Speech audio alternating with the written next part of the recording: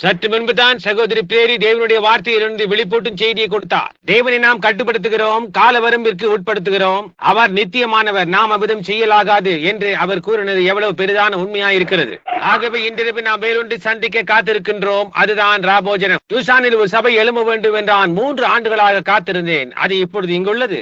ஆம், நாம் இங்கு வந்திருக்கிறோம். ஆகவே நாம் கர்த்தருக்கு நன்றி செலுத்துகிறோம். அதற்காக அவர் நம்மை காக்க வைத்து இப்பொழுது நாம் அதை பாராட்டுகிறோம். இப்பொழுது நாம் ராபோஜனத்தில் பங்கு கொள்வதற்கு முன்பாக நான் முந்தி கூற விரும்புகிறேன். அதாவது நாம் ஜீவிக்கின்ற காலத்தில் போதுமான காரியங்களை நாம் பார்த்து விட்டோம் என்று நம்ப கருதுகிறேன். அது நிமித்தமாக நம்முடைய எல்லாவற்றையும் ஒவ்வொன்றையும் நாம் தேவனுக்கு கொடுக்க வேண்டியவளாய் இருக்கிறோம். நாம் உண்மையாகவே தேவனை சேவிக்க வேண்டும். ஏனெனில் வேதாகமத்துக்கு நேரடியான பதில்களை அவர் அளித்து நம்மை ஆசீர்வதித்திருக்கிறார் என்று நான் கருதுகிறேன். சற்று நேரத்துக்கு முன்பு சகோதரன் பியரி கூறினது போன்று நாம் அவ்விதமான வேலைக்குள் இருக்கிறோம். நாம் குருடர் அல்ல, நாம் இங்கே இருக்கிறதை பார்க்கிறோம், நாம் அங்கு அடைந்துள்ளதை காண்கிறோம். அது மாத்திரமல்ல, நாம் சுற்றிலும் பார்த்து மனுஷீக சிந்தை மக்களை விட்டு விலகி கொண்டிருப்பதை நம்மால் காண முடிகிறது. நாம் இன்னும் நீடித்த நாட்கள் இங்கு தங்கி இருக்க முடியாது. அப்படி இருந்தால் நாம் முற்றிலுமாக பைத்தியக்கார விடத்தில் இருப்பவர்கள் ஆகிவிடுவோம். முழு உலகமும் அப்படி ஆகிவிடும். புரிகின்றதா? ஆகவே நாம் கடைசி காலத்தில் இருக்கிறோம். சகோதரன் பியரி சற்று முன்பு கூறியது போன்று இந்த காரியங்கள் உண்மை என்று கண்டு அவை உண்மையா என்று பாருங்கள். அவை கட்டுக்கதைகள் அல்ல, அவை ஏதோ நாம் கற்பனை செய்யும் ஒன்றல்ல. அவை தேவனுடைய வார்த்தையின் மூலம் நேரடியாக நமக்கு கொடுக்கப்பட்டு நமக்கு முன்பாக பகிரங்கமாக வெளிப்படுத்தப்பட்டு நாம் இங்கு வந்து அடைந்துள்ளோம் என்பதை அறியும்படியாய் செய்கிறது. இன்னும் எவ்வளவு காலம் என்று நமக்கு தெரியாது. ஏனெனில் நாம் மறுபடியும் அது என்ன நேரமாய் இருக்கும் என்று விழிப்புக்குள் வந்திருக்கிறோம். ஆனால் நாம் அந்த நேரத்தில் தான் இருக்கிறோம் என்பதை அறிந்திருக்கிறோம். தேவனுடைய நேரமாய் இருக்குமோ என்று நான் என்ன வகையுண்டு. ஒருமுறை யாரோ ஒரு சிறு பரிசீலனை செய்து அதில் அதன்படியாக தேவன் அவரோடு கடைபிடித்திருப்பாரேயானால், ஒரு குறிப்பிட்ட காலத்தை அளித்திருப்பாரேயானால், அதாவது 1000 ஆண்டுகள் ஒரு நாள் அடிப்படையில் ஆக ஒரு மனிதன் 70 வருடங்கள் ஜீவிப்பானேயானால் அது தேவனுடைய நேரத்தின்படி ஒரு சில நிமிஷங்களே ஆகும். புரிகின்றதா? 40 வருடங்கள் என்று சொல்லப்பட்டுள்ளது. அது கூட அவருக்கு ஒரு நேரமாய் இருக்காது. அவருக்கு கண்ணமைக்கும் நேரம். புரிகின்றதா? பாருங்கள், முழு காரியத்திற்கும் ஒரு குறிப்பிட்ட காலம் கொடுக்கப்பட்டு இருக்குமாயின் அது எவ்வளவு துரிதமாக இருக்கும் என்று. அவருக்கு நேரம் என்பதே ஒன்றுமில்லை. ஆக அவர் நித்தியமானவராயிருக்கிறார். அன்றொரு நாள் நான் நினைக்கிறேன் சாராள் என்று, அல்லது அன்றிரவு குட்டி யோசிப்பா இருக்கலாம். என்னிடமும் சகோதரன் பெரிடமும், அப்பா எங்கே எப்பொழுது தேவன் காட்சியில் வந்தார், அவர் எங்கிருந்து வந்தார்? புரிகின்றதா? அவருக்கு ஆரம்பம் என்று ஒன்று இருக்க வேண்டும், இருக்க வேண்டியதில்லையா? அவர் ஆரம்பிக்க வேண்டியதில்லையா என்று கேட்டான். நான் அப்படி அல்ல, ஆரம்பம் உள்ள எதற்கும் ஒரு முடிவு இருக்கும். எதற்கு தொடக்கம் இல்லையோ அதற்கு முடிவும் இராது என்றேன். ஆனால் அப்பொழுது அவனுக்கு 10 வயது. நான் சொன்னவற்றை அவனால் புரிந்து கொள்ள முடியவில்லை. புரிகின்றதா? ஒன்றுக்கு தொடக்கமே இல்லை என்பதை அவனால் எப்படி ஏற்றுக்கொள்ள முடியும்? அவனுக்கு மட்டுமல்ல, எனக்கும் அப்படியே. புரிகின்றதா?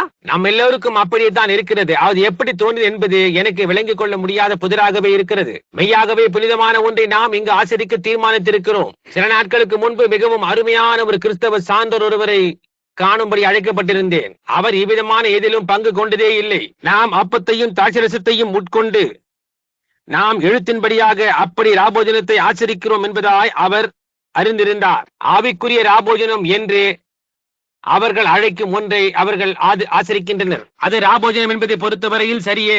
ஏனெனில் ஆங்கிலத்தில் அந்த சொல் அளவலாவுதல் என்று பொருள் பெறும். அந்த சகோதரன் இந்த வேத வாக்கியத்தை எனக்கு எடுத்துரைத்து, சகோதரன் பிரண்டாமே, அது சரி என்று இப்பொழுது கருதுகிறீர்கள் அல்லவா என்று என்னை கேட்டார். நான் இதை கூறும் காரணம் என்னவெனில், சகோதரன் பியரி இதை கூறினால் பரவாயில்லையா?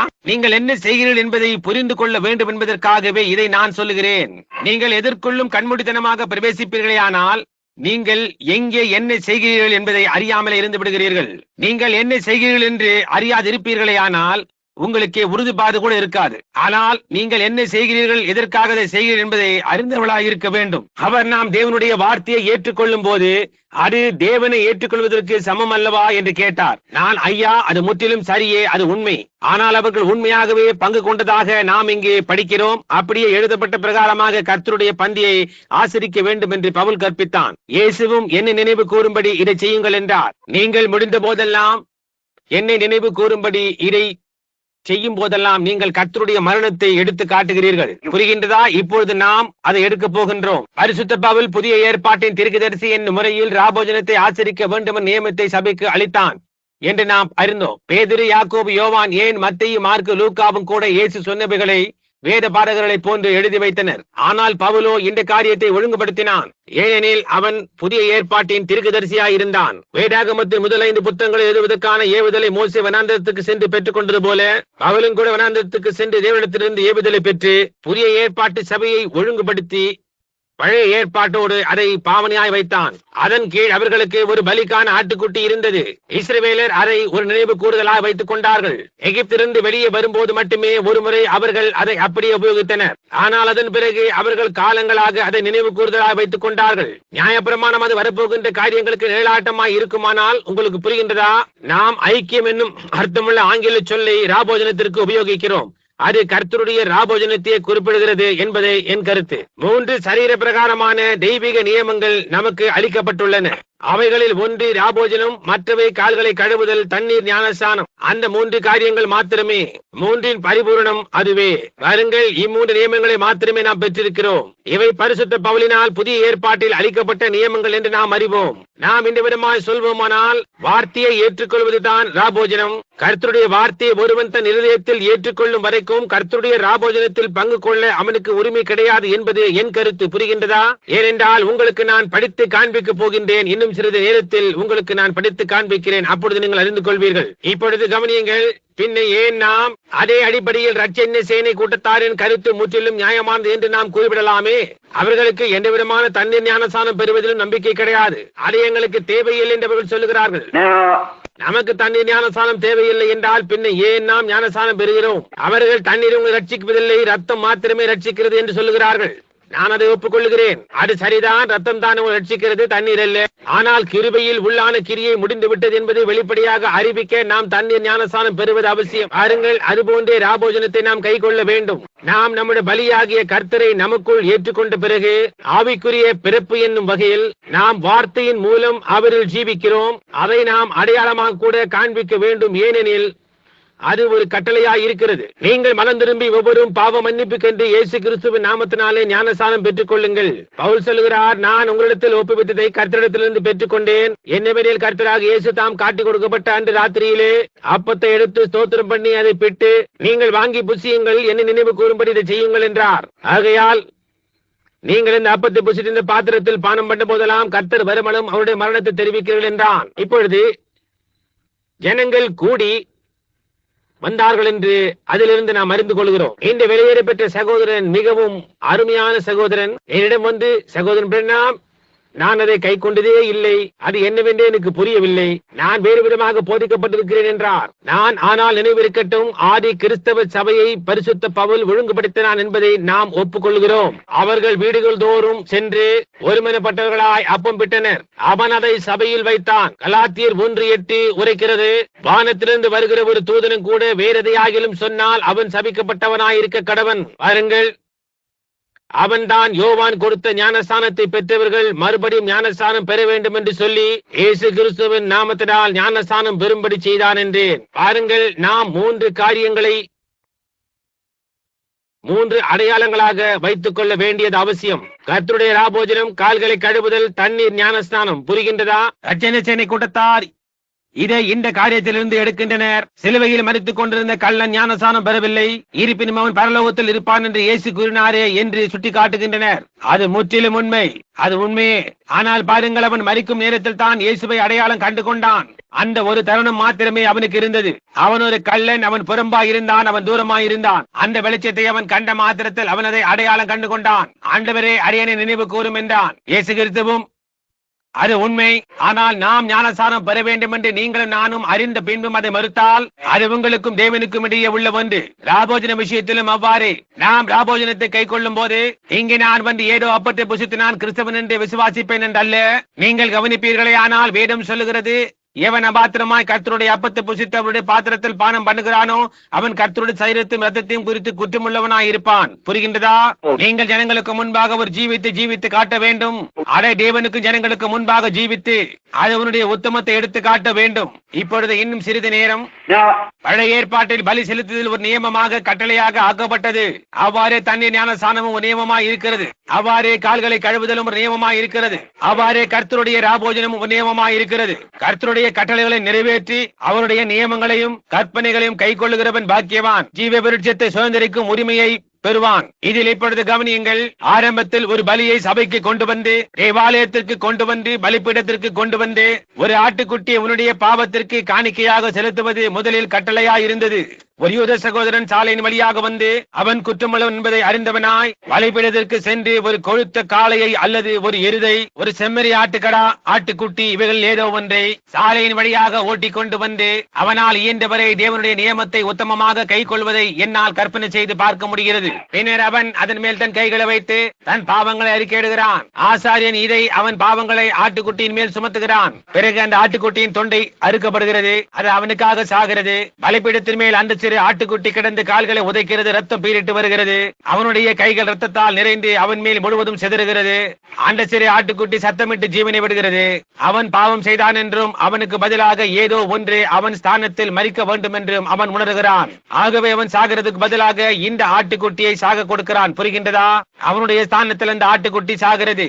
அப்பொழுது அந்த மனிதன் உத்தமமாக தன் இருதயத்தின் ஆழத்தில் இருந்ததை செய்தான். இவ்விதமாக காலங்கள் தோறும் நடத்தேறிக் கொண்டிருக்கிறது. அது மீண்டும் மீண்டுமாய் அப்படியே நடந்து வந்து இறுதியில் ஒரு பாரம்பரியமாக ஆகிவிட்டது. தேவனுடைய கட்டளை ஜனங்களுக்கு பாரம்பரியமாக மாறிவிட்டது. பின்பு பலி செலுத்த வேண்டியவன் அங்கு வந்து, சரி, இன்றைக்கு இது இன்னின்ன நாள், நான் சென்று ஒரு எருதை பலி செலுத்தி விட்டு வருவது நலம் என்று சொல்லி, ஆண்டவரே இதோ என் எருது என்கிறான். பாருங்கள், அதில் எந்த உத்தமும் இல்லை. அவன் புரிந்து கொண்டதாக அங்கே ஒன்றும் காணப்படவில்லை. நாம் அந்த விதமாக ராபோஜனத்தில் பங்கு கொள்ள விரும்பவில்லை. கர்த்தருடைய பந்திக்கு நாம் அதே விதமாக வருகிறோம். ஏசாயா 35ஆம் அதிகாரம் இல்லை, என்னை மன்னித்துக் கொள்ளவும். ஏசாயா 60ஆம் அதிகாரம் வேதாகமத்தை திறந்து பார்ப்போம். அது ஏசாயா 28ஆம் அதிகாரம் என்று நினைக்கிறேன். அங்குதான் அதை காண்கிறோம். அதுதான் சரியான அதிகாரம் என்று எனக்கு நிச்சயமாக தெரியும். அவர் கற்பனையின் மேல் கற்பனையும் பிரமாணத்தின் மேல் பிரமாணமும் இங்கே கொஞ்சமும் அங்கே கொஞ்சமும் என்கிறார்கள். நலமானதை பற்றிக்கொள், பரியாச உதடுகளினாலும் அந்நிய பாஷைகளினாலும் இந்த ஜனத்தோடு பேசுவேன், இதுவே இளைப்பாறுதல் என்றார். அவர் போஜன பீடங்கள் எல்லாம் வாந்தியினால் எழுந்திருக்கிறது.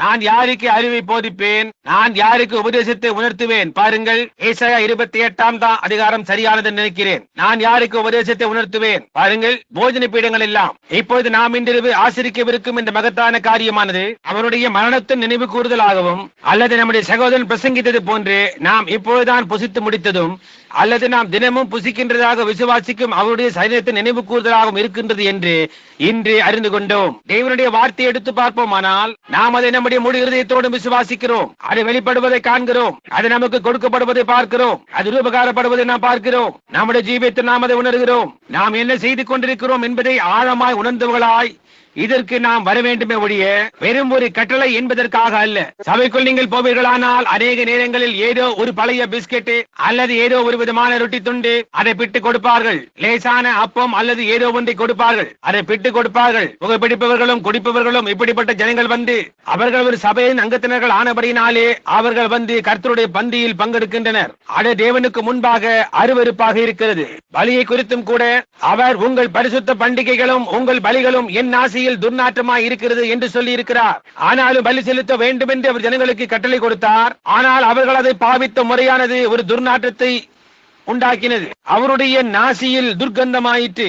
அவர் தானே நியமித்த பலி அப்படி ஆயிற்று. தேவனுடைய வார்த்தையை அதே விதமாகத்தான் இன்று நாம் பாவிக்கிறோம். கிறிஸ்தவர்கள் என்று தங்களை அழைத்துக் கொள்ளும் பெரும்பாலோர் அப்படி செய்கிறார்கள். நாம் இங்கு நின்று கொண்டு தேவனுடைய வார்த்தையை போதித்து இயேசு கிறிஸ்து நேற்று மீண்டும் என்று மறந்தவராய் இருக்கிறார் என்றும் தாம் கனம் பண்ணுவேன் என்று அவர் நமக்கு வாக்களித்துள்ளவைகளை போதித்து அது ஒரு மற்றொரு காலத்துக்கு உரியது என்று சொல்லுவோமானால் நம்முடைய சோதோமிய ஆராதனை அவருடைய நாசியில் துர்நாற்றமாக ஆகிவிட்டது. அவர் அதை எக்காரணத்தை கொண்டும் ஏற்றுக்கொள்ள மாட்டார். நம்முடைய பாரம்பரிய வழக்கங்களே அதற்கு காரணம். நீங்கள் கர்த்தருடைய ராபோஜனத்தில் பாரம்பரியமாய் கை கொள்ள வேண்டாம். உங்கள் இருதயத்தில் தேவனுடைய அன்பாய் அது நிலைத்திருப்பதனால் தேவனுடைய கட்டளைக்கு கீழ்ப்படிந்து அதில் பங்கு கொள்கிறீர்கள். பாருங்கள், அதற்காகவே நீங்கள் பங்கு கொள்கிறீர்கள்.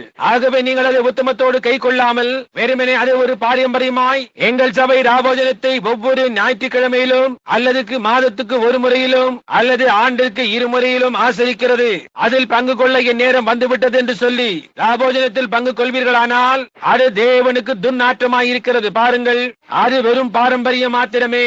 எந்த ஒரு காரியத்தை போன்று கூட இதிலும் நீங்கள் உத்தமமாயிருக்க வேண்டும். தேவனுக்கு உங்கள் இருதயத்தின் ஆழம் வேண்டும். உங்களை உலகத்திற்கு கொண்டு வந்த அந்த தேவனையே நீங்கள் சேவிக்கிறீர்கள் என்பதை நினைவில் வைத்துக் கொள்ளுங்கள். அவர் அப்படி சொல்லி இருப்பதால் நீங்கள் இதை செய்கிறீர்கள். ஏனென்றால் அது அவருடைய கட்டளையாக இருக்கிறது. ஆனால் ஆழமான உத்தமத்துடன் நாம் இதில் பங்கு கொள்ள விரும்புகிறோம். தேவனுடைய கிருபையால் நாம் ரட்சிக்கப்பட்டோம் என்று அறிந்திருக்கிறோம். நாம் அவரை நேசிக்கிறோம். நாம் அவருடைய சமூகத்தை உணர்கிறோம். அது நம்முடைய வாழ்க்கையை மாற்றினதை நாம் காண்கிறோம். நம்முடைய அனைத்துமே மாறிவிட்டது. நாம் வித்தியாசமானவர்களாய் ஆகிவிட்டோம். நாம் முன்பு போல் ஜீவிக்கிறதில்லை. நாம் முன்பு போல் சிந்திக்கிறதும் இல்லை. இந்த புத்தகத்தில் இருப்பது போன்று 2 புத்தகங்களும் ஒன்றே என்பதை குறித்து நாம் பேசிக் கொண்டிருந்த பகுதி, அதாவது ஜீவ புஸ்தகம். முதலாவது ஜீவ புஸ்தகம் வருகின்றது. அதில் நீ பிறந்த போது அது உங்கள் இயற்கையான பிறப்பு வருகின்றதா? ஆனால் ஒரு காலங்களுக்கு முன்பு ஒரு சிறு ஜீவ வித்து அங்கு இருந்தது. இன்று மத்தியானம் வீட்டில் நான் சில வாலிப சகோதரர்களுக்கு விளக்கி காட்டினது போன்று பாருங்கள், அது சிறு ஜீவ வித்து அங்கே உள்ளே இருந்தது. அது எங்கிருந்து வந்தது என்று நீங்கள் ஆச்சரியப்படுவீர்கள். இந்த வினோதமான காரியங்கள் எல்லாம் என்னையே நான் உதாரணமாக தெரிந்து கொண்டு இதை சொல்லிக் கொண்டிருந்தேன். நீங்கள் இந்த விதமாய் சொல்லலாம், வில்லியம் மரியம் பிரென்னாம் 40 ஆண்டுகளுக்கு முன்பு கண்ட வில்லியம் பிரென்னாம் இன்றிரவு உள்ள இந்த வில்லியம் பிரென்னாமும் அதே ஆள்தானா என்று கேட்பீர்களானால், பின்னால் இருந்து யாரோ ஒருவர் அவன் பரம அயோக்கியன் தான் என்று சொல்வார்கள். பாருங்கள், ஏனென்றால் நான் சார்லஸ் பிரென்னாமுக்கும் எல்லா பிரென்னாமுக்கும் பிறந்தேன். அவர்களுடைய சுவாபத்தின்படியே நான் ஒரு பாவியாவேன். இவ்வுலகத்திற்குள் பொய்யனாய் உலகத்தின் சகல பழக்க வழக்கங்களையும் என்னுள் கொண்டவனாய் வந்தேன். ஆனால் எனக்குள் ஆழத்தில் கூட வேறொரு சுவாபம் இருந்தது. பாருங்கள், தேவனால் முன் குறிக்கப்பட்டது. தேவனால் அங்கே இருந்தது. இந்த உடலிலேயே 2 சுவாபங்கள் குடிக்கொண்டிருந்தன. ஆனால் நான் ஒன்றை மாத்திரம் ஊட்டி வளர்த்தேன். அது வளர்ந்து வந்தது. நான் குழந்தையாய் வளர்ந்தேன். மழலை மொழியில் அப்பா என்று பேசினேன். முதலாவதாக என்ன தெரியுமா? நான் பொய்யனாகி ஒரு பாவிக்குள்ள எல்லாவற்றையும் பெற்று பாவியானேன். ஏனெனில் நான் அவ்வண்ணமே வளர்க்கப்பட்டேன். ஆனால் என்னுள்ளில் ஒரு ஜீவ புள்ளி காலமெல்லாம் குடிக்கொண்டிருந்தது. நான் சிறு பையனாய் இருந்த போது நடந்த சம்பவங்களை எடுத்து பார்ப்பதுண்டு. உங்களை நான் நீண்ட நேரம் பிடித்து வைப்பதில்லை என்று நம்புகிறேன். ஆற்றங்கரையில் உட்கார்ந்து கொண்டு நான் இரவு வேளையில் சுற்றுமுற்றும் பார்த்துக் கொண்டிருப்பேன். அம்மாவும் இப்பொழுது மறித்து போய் இளைப்பாறிக் கொண்டிருக்கிறார்கள். ஆனால் அந்நாட்களில் அவர்கள் பாவிகளாயிருந்தார்கள். எங்கள் வீட்டில் கிறிஸ்தவ மார்க்கம் இருந்ததே இல்லை. அங்கே கொடுத்தலும் விருந்தும் களியாட்டங்களும் தொடர்ந்து நடந்து கொண்டிருந்தன. அது எனக்கு வெறுப்புண்டாக்கியது.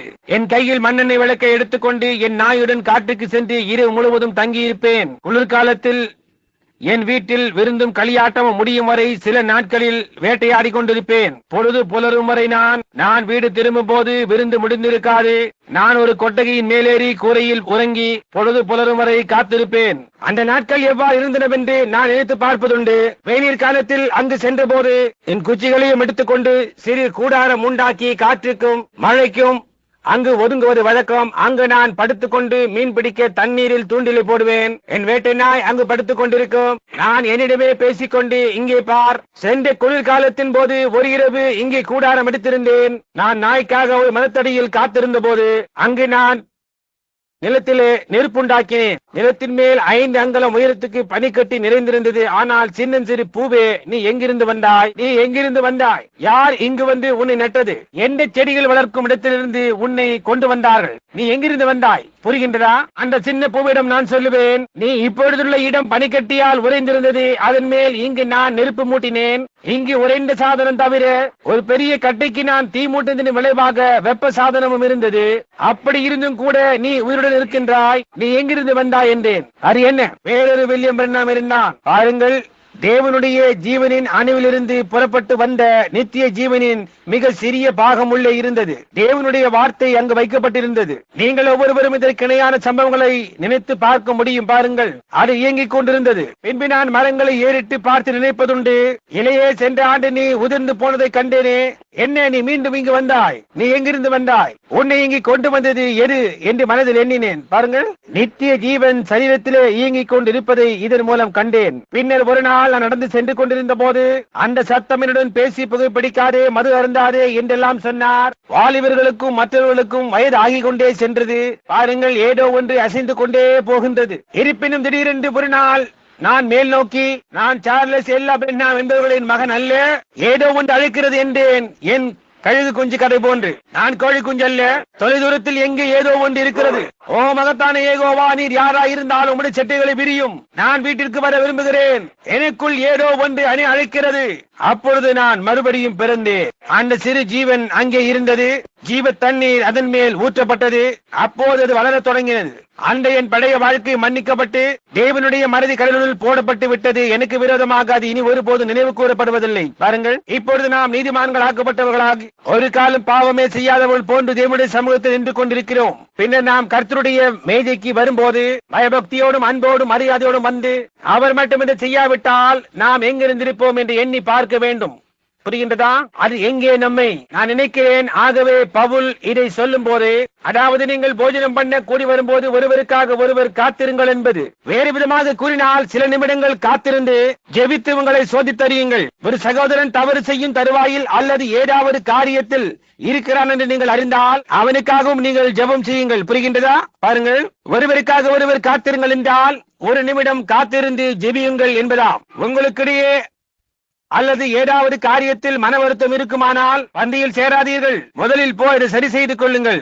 புரிகின்றதா? முதலில் அதை சரிபடுத்திக் கொள்ளுங்கள்.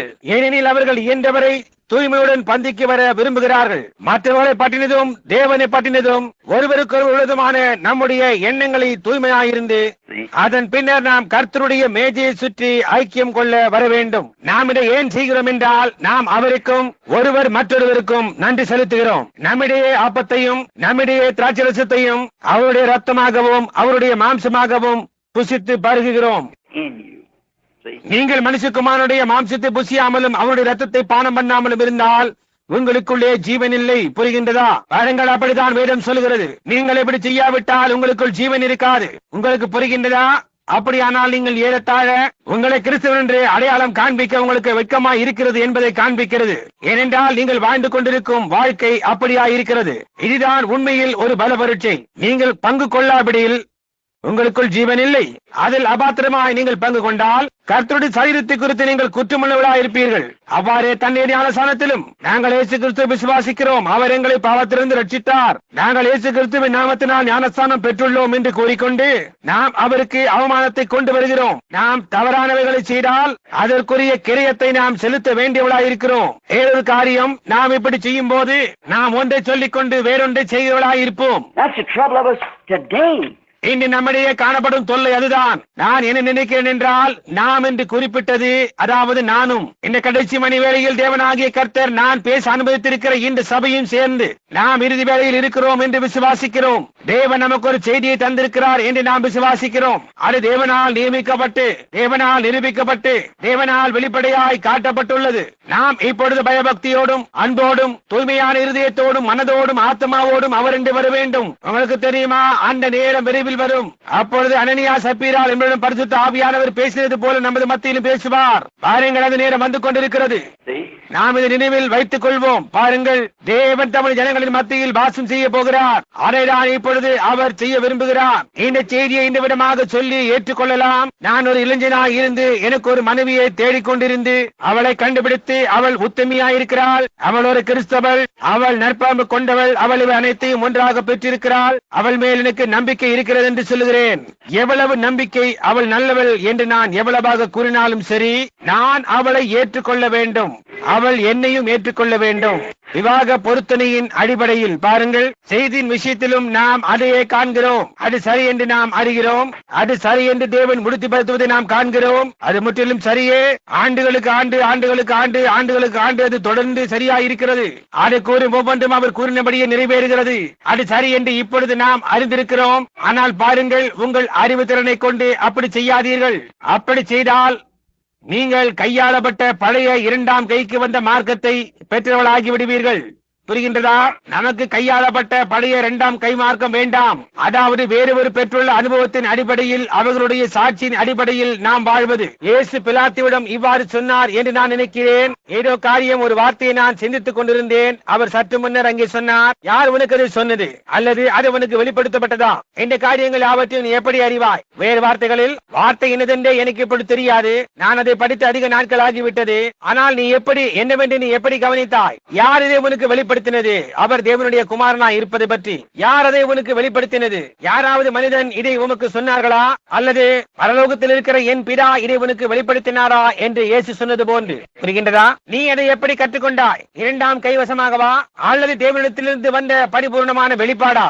இந்த ராபோஜனத்தை வெறும் நியமமாக அனுசரிக்க போய் மற்றவர்கள் பங்கு கொள்கிறார்கள், நானும் கூட பங்கு கொள்கிறேன் என்று சொல்வாயானால் அது ஒரு வெளிப்பாடா இருக்கிறது. அதாவது நான் அவரில் ஒரு பாகமாக இருக்கிறேன், நான் உங்களில் ஒரு பாகமாக இருக்கிறேன், நான் உங்களை நேசிக்கிறேன், அவரையும் நேசிக்கிறேன். தேவனிடத்தில் நாம் கொண்டுள்ள அன்புக்கும் நாம் ஒருவரோடொருவர் கொண்டுள்ள அன்புக்கும் ஐக்கியத்துக்கும் அடையாளமாக இருக்கிறது. நான் வேதாகமத்திலிருந்து ஒரு பாகத்தை இப்பொழுது படிக்கப் போகிறேன். பின்பு நான் நினைக்கிறேன் நீங்கள் எங்கே சகோதரன் பேரு எப்படி என்று விரும்பினாலும் உங்களிடம் வேதாகம் இருக்குமானால் நீங்களும் என்னோடு கூட படிக்க விரும்புகிறேன். 1 கொரிந்தியர் 11ஆம் அதிகாரம் 23ஆம் வசனம் முதல். எங்கள் கூடாரத்திலும் கூட நாங்கள் எப்பொழுதும் ராபோஜனத்தையும் கால்கள் கழுவுதலையும் ஒன்றாக அனுசரிப்பது வழக்கம். ஏனென்றால் இவை இரண்டும் ஒன்றோடொன்று இணைந்துள்ளன. புதன் இரவு அது இருக்கும் என்று சகோதரன் அதை அறிவித்தார் என்று நினைக்கிறேன். ஜன நெருக்கடி காரணமாக ஜனங்கள் கால் கழுவ இங்கு போதிய இடம் இல்லாததினால் அவர்கள் புதன் இரவென்று அதை ஆசரிக்க போகிறார்கள். இப்பொழுது 1 கொரிந்தியர் 11ஆம் அதிகாரம் 23ஆம் வசனம். இப்பொழுது பவுல் கூறுவதை கேளுங்கள், இதை நினைவு கூர்ந்து இதை மனதில் வையுங்கள். கலாத்தியர் 1:8 நாங்களாவது வானத்திலிருந்து வருகிற ஒரு தூதனாவது வேறொரு சுவிசேஷத்தை உங்களுக்கு பிரசங்கித்தால் அவன் பிரசங்கித்த இந்த சுவிசேஷத்தை அல்லாமல் வேறொன்றை பிரசங்கித்தால் அவன் சபிக்கப்பட்டவனாய் இருக்க கடவன். புரிகின்றதா? நான் உங்களுக்கு ஒப்புவித்ததை கர்த்தரிடத்தில் பெற்றுக்கொண்டேன். என்னவெனில் கர்த்தராக இயேசு தாம் காட்டி கொடுக்கப்பட்ட அன்று ராத்திரியிலே அப்பத்தை எடுத்து ஸ்தோத்திரம் பண்ணி அதை பிட்டு, நீங்கள் வாங்கி புசியுங்கள், இது உங்களுக்காய் பிற்கப்படுகிற என்னுடைய சரீரமாய் இருக்கிறது, என்னை நினைவு கூறும்படி இதை செய்யுங்கள் என்றார். இங்கே நான் நிறுத்திக் கொள்கிறேன். பாருங்கள், இந்த ராபோஜனத்தில் கர்த்தராக இயேசு கிறிஸ்துவின் சரீரத்தை புசிக்கும் போது அன்பு உண்மையான கிறிஸ்துவின் சரீரம் என்று அர்த்தம் அல்ல. அது கத்தோலிக்க உபதேசம். அது சரி என்று நான் விசுவாசிக்கவில்லை. தேவன் நமக்கு கொடுத்திருக்கிற கட்டளை என்று நான் விசுவாசிக்கிறேன். புரிகின்றதா? அது உண்மையான ஒரு சரீரம் அல்ல. அது உண்மையில் ஒரு சிறு அப்பத்துண்டு மாத்திரமே. அது வெறுமனே ஒரு கட்டளை. அவ்வாறே இயேசு கிறிஸ்துவின் ஞானஸ்நானமும் கூட இயேசு கிறிஸ்துவின் நாமத்தில் தண்ணீரில் உங்கள் பாவங்களை மன்னிக்கிறது என்று நான் நம்புகிறதில்லை. நான் அதை நம்புவதில்லை.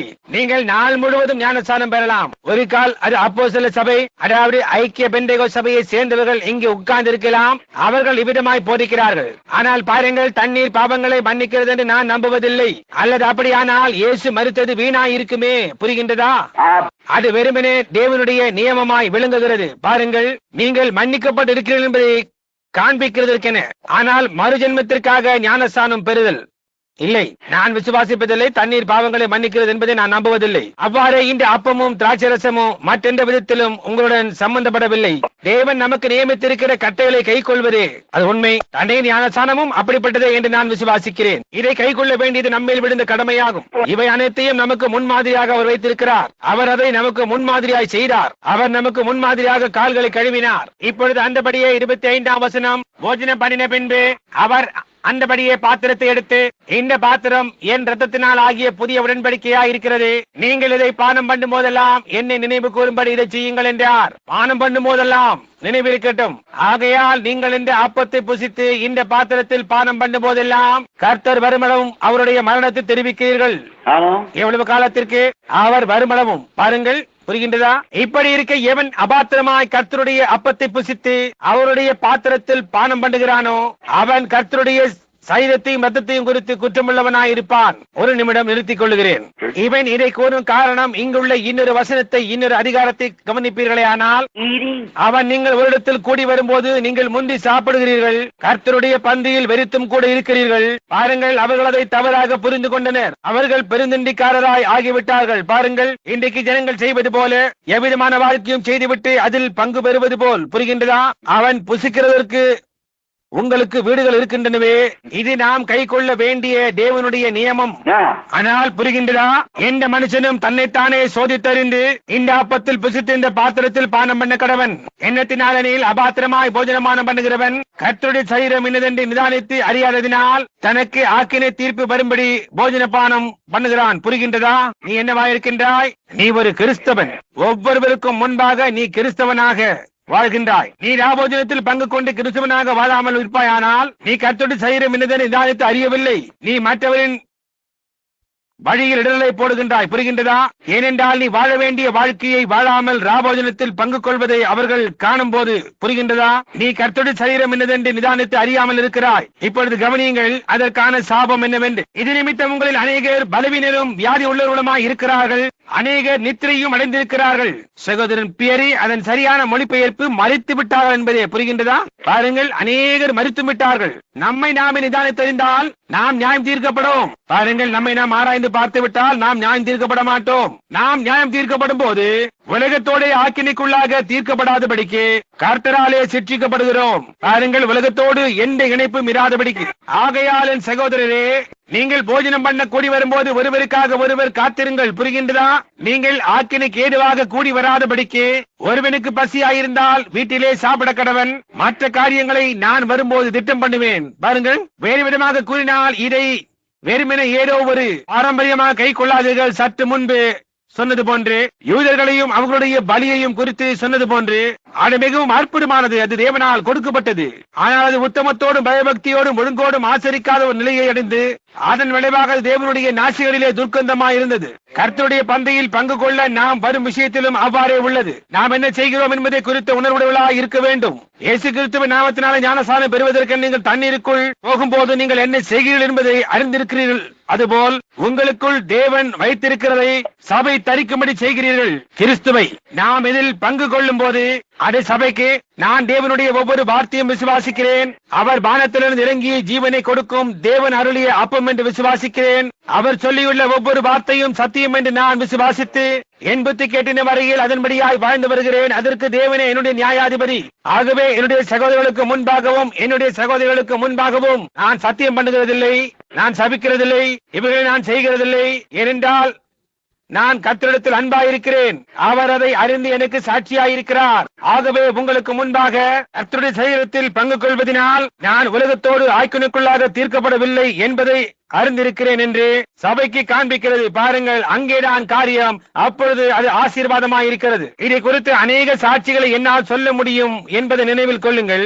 நான் நோயாளிகளின் அறைக்கு இதை எடுத்து சென்று அவர்களுக்கு இதை விளக்கி காண்பித்த போது அநேகர் சுகம் பெற்றதை நான் கண்டிருக்கிறேன். இஸ்ரவேல் ஜனங்கள் இதை போன்ற பாவனையாய் எடுத்த போது அவர்கள் 40 ஆண்டுகள் வனாந்திரத்திலே பிரயாணம் செய்த போது அவர்களுடைய வஸ்திரங்கள் கிழிந்து போகவில்லை. அவர்களில் ஒருவர் கூட பலவீனமாய் இருக்கவில்லை. அந்த 20 லட்சம் பேர்களில் அது இதற்கு பாவனையாய் அமைந்துள்ளது. பாவனை எவ்வாறு இருந்தால் உண்மையானது எவ்வாறு இருக்கும்?